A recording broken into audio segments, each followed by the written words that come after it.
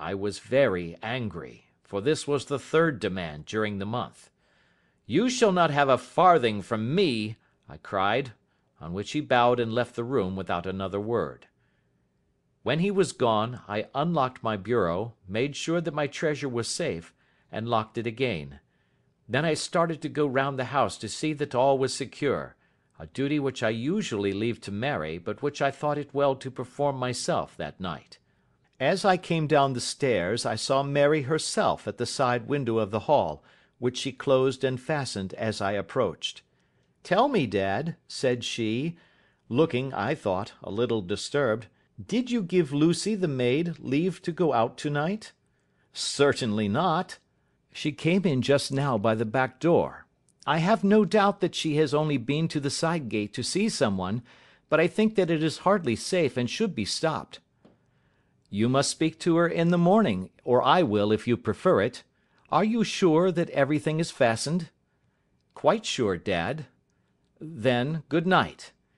I kissed her and went up to my bedroom again, where I was soon asleep.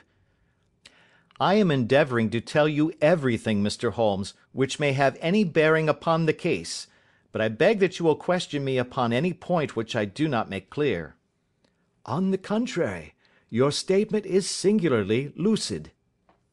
"I come to a part of my story now in which I should wish to be particularly so. I am not a very heavy sleeper, and the anxiety in my mind tended, no doubt, to make me even less so than usual. About 2 in the morning, then, I was awakened by some sound in the house.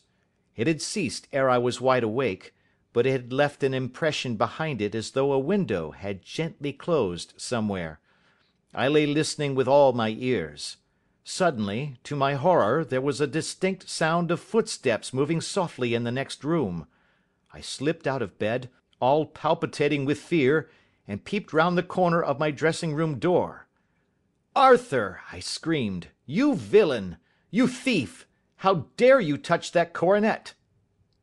The gas was half up, as I had left it, and my unhappy boy, dressed only in his shirt and trousers, was standing beside the light, holding the coronet in his hands.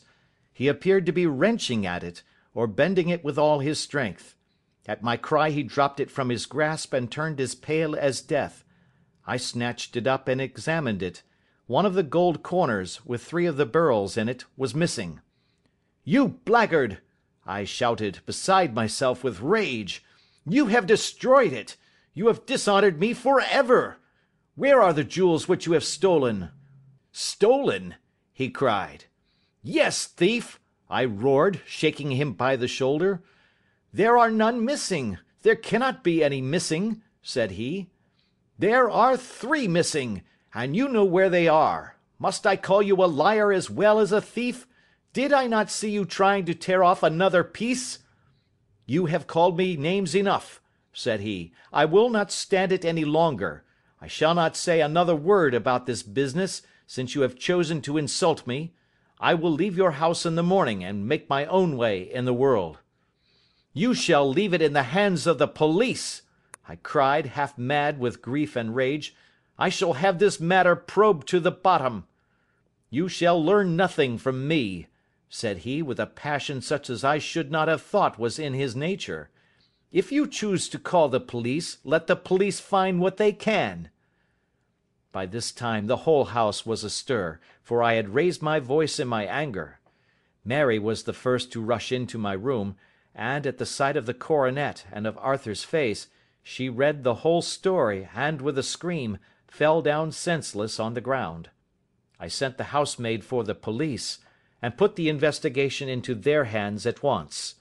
When the inspector and a constable entered the house, Arthur, who had stood sullenly with his arms folded, asked me whether it was my intention to charge him with theft.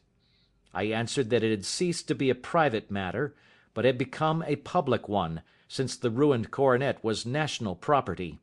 I was determined that the law should have its way in everything. "At least," said he, "you will not have me arrested at once. It would be to your advantage as well as mine if I might leave the house for 5 minutes." "That you may get away, and perhaps that you may conceal what you have stolen," said I. and then, realizing the dreadful position in which I was placed, I implored him to remember that not only my honor but that of one who was far greater than I was at stake, and that he threatened to raise a scandal which would convulse the nation. He might avert it all if he would but tell me what he had done with the 3 missing stones. "You may as well face the matter," said I. "You have been caught in the act, and no confession could make your guilt more heinous. If you but make such reparation as is in your power, by telling us where the beryls are, all shall be forgiven and forgotten." "Keep your forgiveness for those who ask for it," he answered, turning away from me with a sneer. I saw that he was too hardened for any words of mine to influence him. There was but one way for it. I called in the inspector and gave him into custody. A search was made at once, not only of his person but of his room, and of every portion of the house where he could possibly have concealed the gems, but no trace of them could be found, nor would the wretched boy open his mouth for all our persuasions and our threats. This morning he was removed to a cell, and I, after going through all the police formalities, have hurried round to you to implore you to use your skill in unravelling the matter. The police have openly confessed that they can at present make nothing of it. You may go to any expense which you think necessary. I have already offered a reward of £1,000. My God, what shall I do? I have lost my honor, my gems, and my son in one night. Oh, what shall I do?" He put a hand on either side of his head, and rocked himself to and fro, droning to himself like a child whose grief has got beyond words. Sherlock Holmes sat silent for some few minutes, with his brows knitted and his eyes fixed upon the fire. "Do you receive much company?" he asked. "None save my partner with his family, and an occasional friend of Arthur's. Sir George Burnwell has been several times lately. No one else, I think." "Do you go out much in society?" "Arthur does. Mary and I stay at home. We neither of us care for it." "That is unusual in a young girl." "She is of a quiet nature. Besides, she is not so very young. She is 24. "This matter, from what you say, seems to have been a shock to her also." "Terrible! She is even more affected than I." "You have neither of you any doubt as to your son's guilt?" "How can we have, when I saw him with my own eyes with the coronet in his hands?" "I hardly consider that a conclusive proof. Was the remainder of the coronet at all injured?" "Yes, it was twisted." "Do you not think, then, that he might have been trying to straighten it?" "God bless you! You are doing what you can for him and for me. But it is too heavy a task. What was he doing there at all? If his purpose were innocent, why did he not say so?" "Precisely. And if it were guilty, why did he not invent a lie? His silence appears to me to cut both ways. There are several singular points about the case. What did the police think of the noise which awoke you from your sleep?" "They considered that it might be caused by Arthur's closing his bedroom door." "A likely story.